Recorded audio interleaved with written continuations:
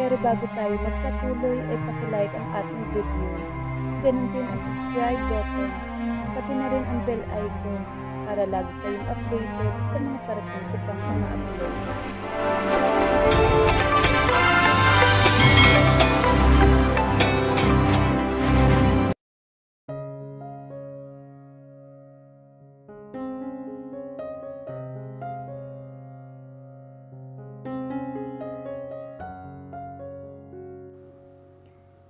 Tunay na mahal ni Myla si Kit, kaya gumawa siya ng paraan para mapasa kanya ang binata. Nagpaubaya siya sa lahat ng bagay, pero hindi pa rin iyon naging sapat dahil may iba itong mahal. Ano pa ang kanyang magagawa? Gayong wala nang nalalabi at naibigay na niya dito ang lahat. Pumailang lang ang malamyos na panimula ng himig ng piyesa sa organo. Nagsimulang lumakad ng marahan ang babaeng ikakasal. Magandang maganda ito sa suot na trahe de boda. Naka-abresyete sa amang naghahati dito sa harap ng altar. Si Myla. Walang pagsidhan ang puso sa kaligayahan. Sa may altar, magkakahalong emosyon ang nadarama na naghihintay na groom. Awa sa sarili at sa babaeng laman ng isip ng mga sandaling iyon, at galit sa babaeng pakakasalan. Si Kit ay larawan ng pagkatalo at paghihimagsik ng kalooban. Di kalayuan sa altar, naghahapdi ang mga mata sa namumuong luha. Buong kapanglawang nakatutok ang paningin ng isang babae kay Kit, si Cecil. Nang mga sandaling iyon ay parang tinutusok ng pagkarami-raming karayom ang puso niya. Si Kit, ang kanyang si Kit, ikakasal sa isang babae. Parang hindi pa rin niya matanggap dahil masakit tanggapin iyon. Buhay na buhay pa sa eksenang yun sa kanyang isipan. Napikot ako, Cecil. Sinabi man iyon ng walang katatagan ni Kit. Parang pagsabog iyon ng bombang tumindig sa pandinig niya. Gulilat sa napatitig sa katipan. Pinabasa sa mukha nito ang katotohanan ng sinabi nito. Pagkuway pinanlamigan siya ng mga palad. Ang pagtatanong ay nasa kanya ring mga mata. Buong panlulumo. Bakit? Ano ang nangyari? Tinawagan niya ako sa opisina. Halatang pinatatag ni Kit ang tinig nito. Hindi ko siya napahindian ng ipakiusap niya sa akin na isimplify ko ang accounting procedure niya. Lumunok si Kit at tumingin sa lapag. Wala akong kamalay-malay na may binabalak pala siyang hindi maganda. Hindi sumagi sa isip kong magagawa niya yon. Alam kong may inilagay siya sa inumin ko. Maaaring isang bawal na gamot. Dahil pagkaraan, ay nakaramdam ako ng hindi ko mapigilang pagka-agresibo. Alam ko ang nangyayari. Pero hindi ko makontrol ang aking sarili.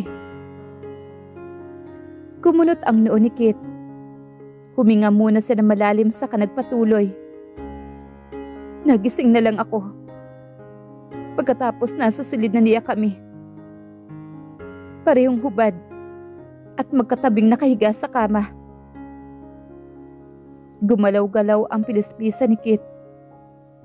Noon ko na-realize na may nangyari sa amin. Na nilansin niya ako. Sinamantala niya ang pagkawala ko sa sarili. Nagpapaunawa ang tingin sa kanya ng katipan. Hindi ko kagustuhan ang nangyari sa Cecil. Pinikot niya ako. Pinikot niya ako. Naramdaman ni Cecil na nagsasabi ng totoo si Kit. Pero ano pa ang magagawa nila? Nabasag ang namumuong luha sa sulok ng kanyang mga mata. At naglandas iyon sa kanyang mga pisngi. Isang hikbi ang kumawala sa kanya. Hindi ko siya mahal, Cecil. Ikaw ang mahal ko. Hindi ko siya pwedeng pakasalan. Puno ng pagtutol ang boses na sabi naman ni Kit. Pero alam niyang wala na magagawa pa ang anumang pagtutol ni Kit. Nangyari na ang nangyari. At labag man sa kalooban ni Kit, kailangan niyang panagutan ang namagitan sa kanila ni Myla. Hindi maaaring hindi. Dalaga si Myla. Kahit na sa pisikal na katotohanan. Cecil. Tawag pansin naman sa kanya ni Kit. Buong pagsisikap na kinalmante niya ang kanyang sarili.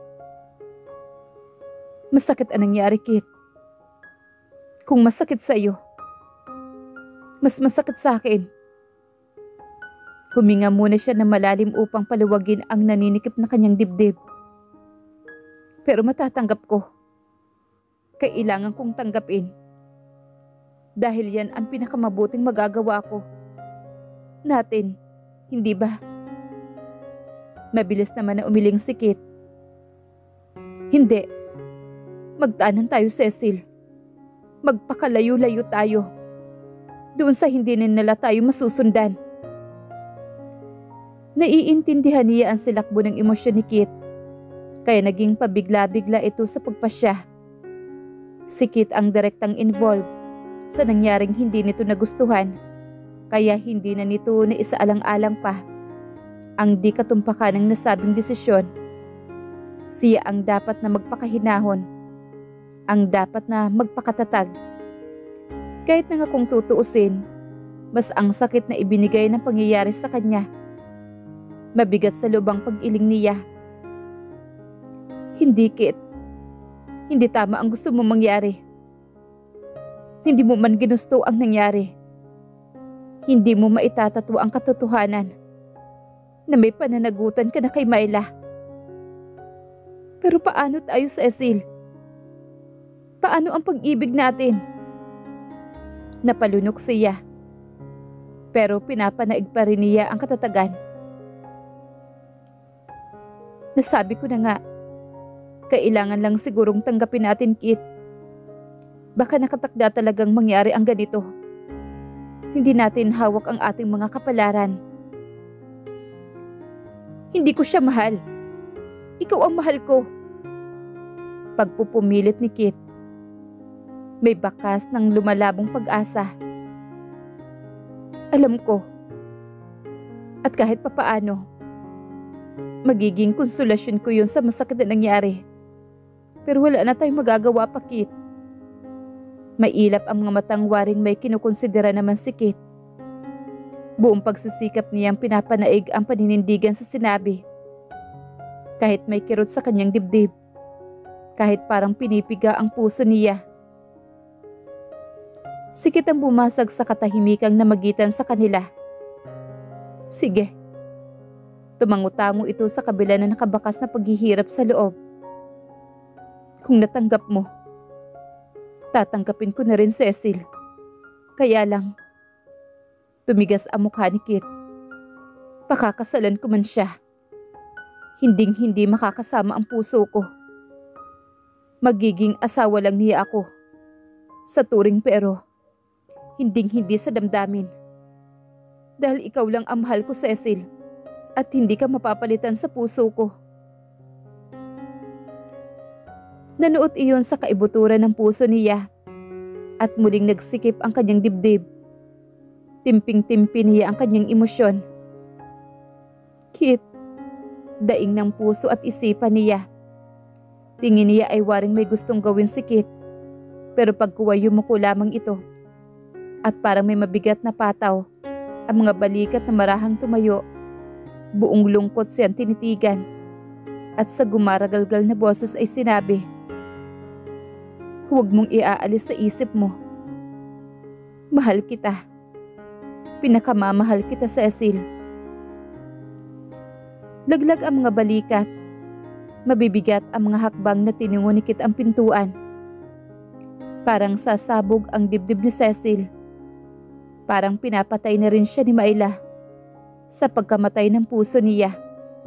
Si Myla, sa dibdib niya, ay may bumalikwas na puot sa kay Myla. Nangalit ang kanyang mga ngipin sa pagnanasang makapaghiganti. Ang kagustuhang may palasap kay Myla. Ang iba yung sakit na ibinibigay nito sa kanila ni Kit. Lalong-lalo na sa kanya.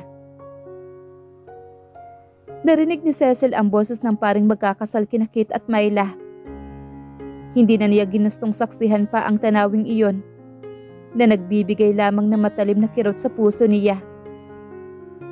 Habang papalabas ng simbahan ay patuloy na pinupuno ng pagkasuklam kay Myla ang dibdib niya. Hindi siya nag-iisa sa pagtatanim ng puot sa babae. Si Kit man ay may nabubuong balak sa isip ng mga sandaling iyon. Humanda ka, Myla. Nakuha mo ang gusto mo. Pero tikman mo naman ang ganti ko. At parang ganti na rin ni Cecil. Buong kasiglahang papasakay na si Myla sa bridal car nang may makita siya sa kabilang daan. Sa hanay ng mga nakaparadang kotse roon. Saglit siyang natigilan. Nakatayo si Dennis sa tabi ng sasakyan nito. Larawan ng pagkatalo. Buong lungkot na nakatingin sa kanila. Napalunok naman si Myla. Sa Hong Kong sila nag-honeymoon. All expense paid. Wedding gift ng isa nilang bigating ninong at ninang.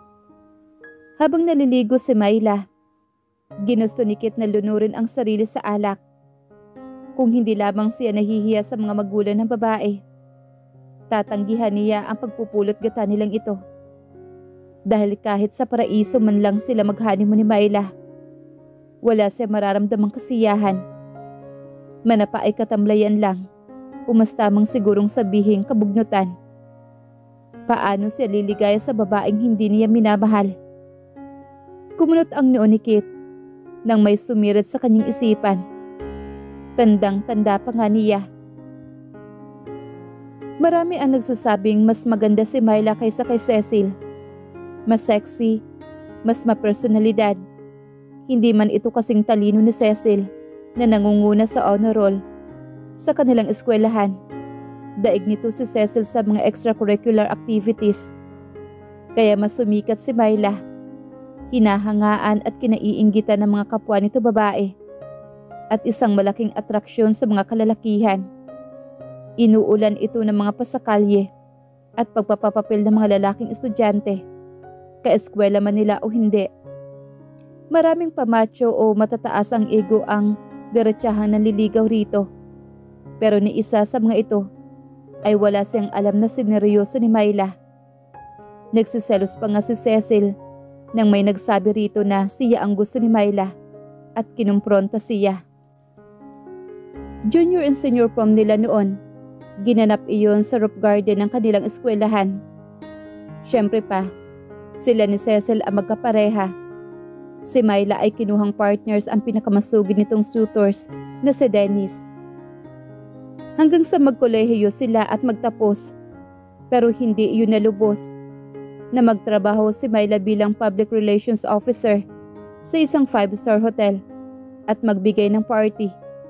Hindi siya nakatangging dumalo nang pandalhan siya nito ng imbitasyon. May kasamang note ang invitation card.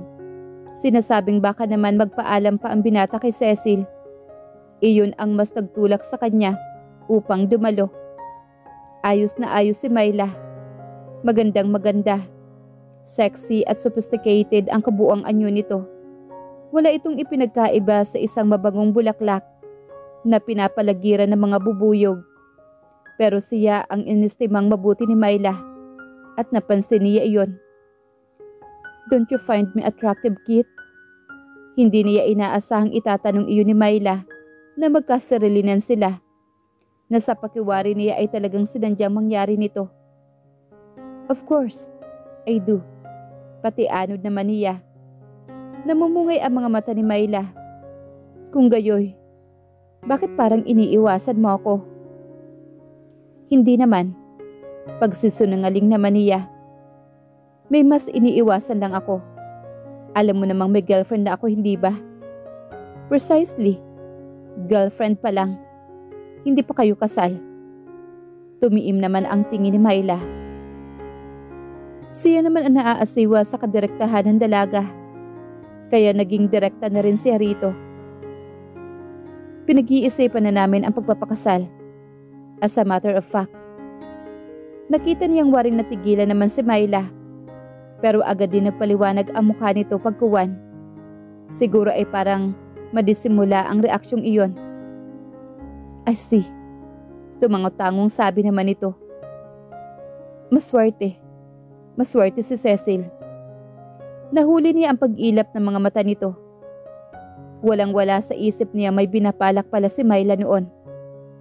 Ngayon na-realize ni Kit ang hindi niya gusto kay Myla, ang naglayo ng loob niya rito noon pa. Wala itong kapinuhan. Masyado itong direct sa pagpapahayag ng damdamin. Overly aggressive.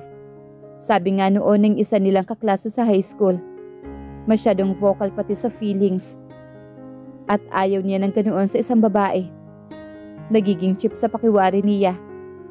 Pumapatak para sa kanya sa kategoryang easy to get, easy to forget. Naputol ang pagdili-dili naman ni Kit nang bumukas ang pintuan ng banyo at lumabas mula roon si Myla. Natigilan naman siya.